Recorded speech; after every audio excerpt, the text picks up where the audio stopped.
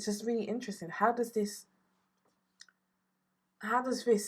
type of service that's got not the backing, but has partnered with various organizations, how is that going to dilute independent voices? How are independent voices going to be discovered?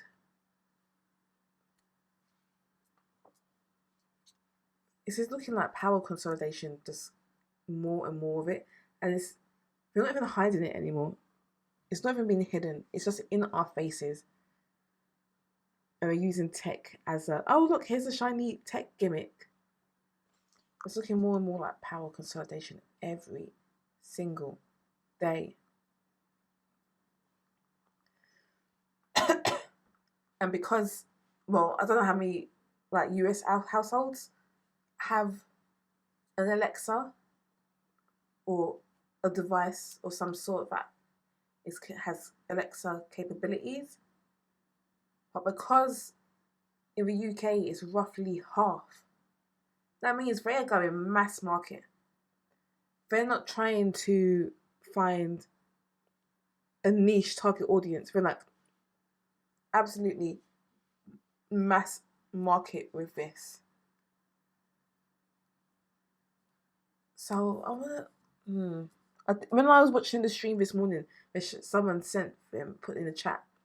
Not this morning. We're talking about what time? It was about 2 hours ago. I was watching the stream. Someone put in the chat a demo video of the Alexa podcast, and I really perked my ears because it was two AI generated hosts, all audio, and they were talking about a particular product that you can buy on Amazon. And what made my ears perk was one of the AI generated voices was a British voice.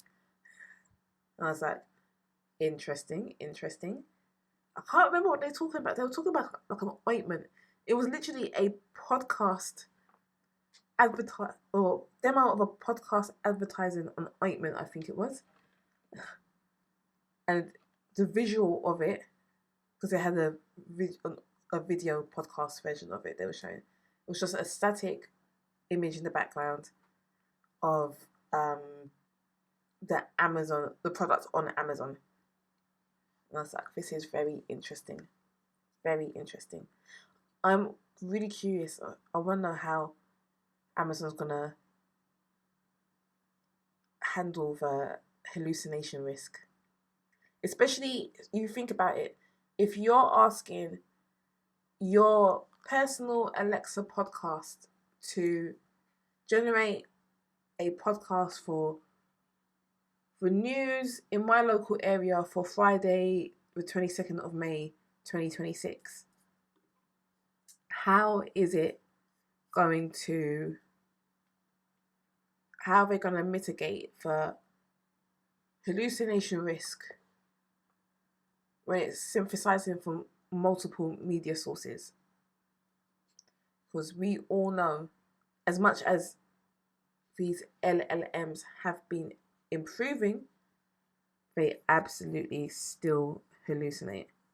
So I'm really curious, how are they going to mitigate this? Or not mitigate it, but what risk management is going to be done around this? And how are they going to audibly synthesize and cite as well? I'm curious. I'm very, very curious.